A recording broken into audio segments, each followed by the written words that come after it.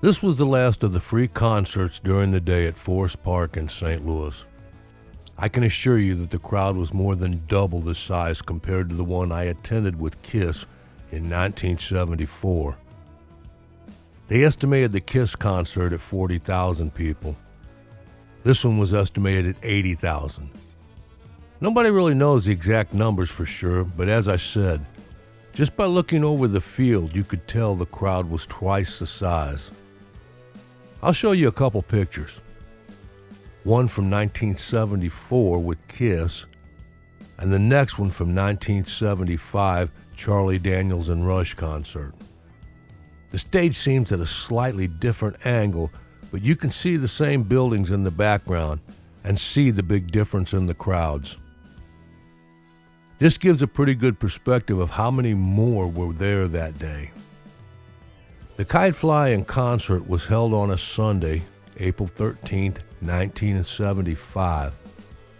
I took a girl with me to this, and I had to wait to pick her up after she went to church, so I was kind of late getting to the park. The day was a bit overcast, but it was a lot warmer than the year before, with less wind also. Speaking of the one in 1974, which featured KSHE, I did a video on this one also, and we'll put a link up here if you want to check it out later. I wasn't going to park the car as far away as last year, so we parked over at the arena and walked across the highway using the pedestrian bridge. It was crowded getting on the bridge. The security was only letting people walk one way into the park. Here's a picture that will give you an idea of the way I came in. The crowd was huge. I knew there was no way we were going to get close to the stage. Here's a few pictures to give you an idea of where I came across at. And since I got there late, this is about as close as I got to the stage area all day. Although I did move over to get the best view I could. Then we walked over to where these trees were in the picture, and people were up in them trying to see. You can tell by the picture how far away from the stage we were. I got a funny story about some guy up in one of those trees I'll tell a little bit later on. The sound system was pretty good this year compared to last year. This one had some decent power, and Rush was sounding pretty good. Alec Lifeson had the usual Marshall stack. He had two side by side. It looked like Getty had some sort of an Ampeg rig and maybe a Sun amp on the side too. I'm just going by the pictures. Anyone got any ideas on the equipment, add it to the comments. But either way, even from as far back as I was, the sound was pretty good. A few songs I remember them playing that day was Working Man and Fly By Night. They played for at least an hour, I would guess, maybe a bit more. A couple more songs I heard but didn't recognize at the time was In the Mood and Best I Can. You have to remember, Rush was kind of new to me, and although I would hear their songs on the radio once in a while, I was unfamiliar with a lot of them at the time. I do want to take a minute here and give KSHE Radio the spotlight they deserve. This was my go-to radio station for many, many years in St. Louis for rock and roll, and even today I stream them in, although I live 1,000 miles away from St. Louis. KSHE always sponsored the best concerts and parties. They had the best jocks and played the best rock music. So hats off to KSHE 95 Radio. If you get a chance, check them out. After Rush was finished playing, it seemed to take a while to get Charlie Daniels going. I know they had to move a grand piano and a Hammond organ on stage, besides the amps, and set up 2 sets of drums. In between shows, they were giving away some things on stage, but I really couldn't hear or see what it was. Here's a good story that I found out about how Charlie Daniels got into the concert. This was the words of longtime KSHE DJ, Mark Close.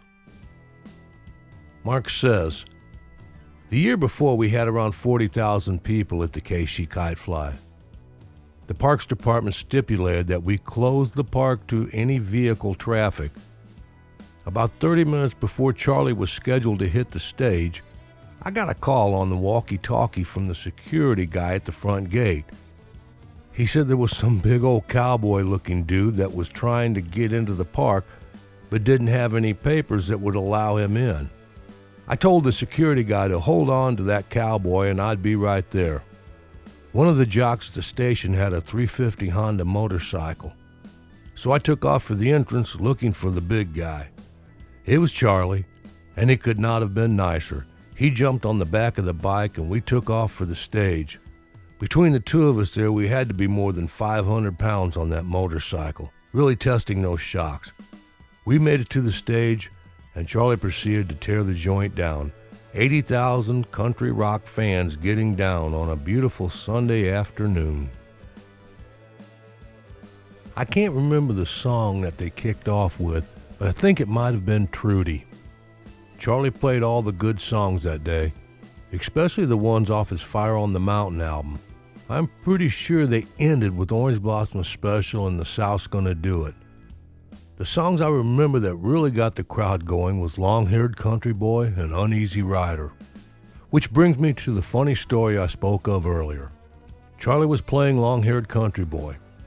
As I said, we moved over by the trees and there was still quite a few up in the trees watching. Well, a few of these guys who were pretty trash and were hooting and hollering while Charlie was singing Long-Haired Country Boy. We were about maybe 20, 30 foot away. I felt the people start to move toward me. So I looked over thinking maybe a fight or something. Well, what I see is this guy's in the tree and he's pissing on the ground where all the others were standing. Some were laughing as they tried to get out of the way, and some not laughing and cussing at him. The one guy throws a beer can at him and misses. Then another one flies at him and hits this guy, and he didn't even flinch. He's just standing there on this limb, holding on with one hand, his dick in the other, and he's just pissing away 8 foot in the air. It was a pretty comical sight. Bathroom lines were totally impossible, and you could see a lot of people were trying to discreetly go anywhere they could, but this guy just didn't care. I said I didn't see as much alcohol as the year before, but that doesn't mean there wasn't more. You can see the Pabst Blue Ribbons and Schlitz cans sitting on the front of the stage in some of these pictures. The reason I didn't see as much was probably because I never got anywhere close to the front. It was just way too crowded. I actually didn't have any problems getting out as we moved down toward the end of the show on the hill where the bridge was. And as soon as it was over, we headed across the bridge to the car. The security was there and you could only exit one way on the bridge, so there wasn't too much of a crowd to deal with. Some people have asked me about this concert over the years, saying things like, having Rush and Charlie Daniels on the same show was a mix match. But I, along with most, didn't see it like that. Like I said, KSHE Radio was on the country rock music as soon as it started and played it right alongside the harder rock. Here's what Charlie Daniels had to say about the show that day. It was quite an experience going to St. Louis in this park. The crowd, they were so up. It was such a great crowd for music, which is what the KSHE listeners were. They loved music. They liked a lot of different kinds. They liked live performing. They were just a great crowd to play to. The kind of people who were there were dyed-in-the-wool music fans. To get in front of them was great. Things were a lot different then. I did not see one fight at either of these shows. Not saying there wasn't any, and the guy in the tree pissing might have got his ass beat after he finally climbed down. But as I said, I didn't see any fights or issues. Well, I wish I had more information about this show, but that's about all I can remember off the top of my head. If anyone out there made it to this one, I would sure love to hear what you remember about it. Maybe it will jog my memory. Remember, I was a junior in high school back then. Hope you all enjoyed this one. I know a lot of you enjoyed the one about KISS from 1974, and just by reading your comments. I'll leave a link for the 1974 KISS show here and in the comments, so you can check it out if you haven't seen it. As always, like and subscribe if you see fit. I'd appreciate it. And share this video with others you think might enjoy it. Thanks for watching.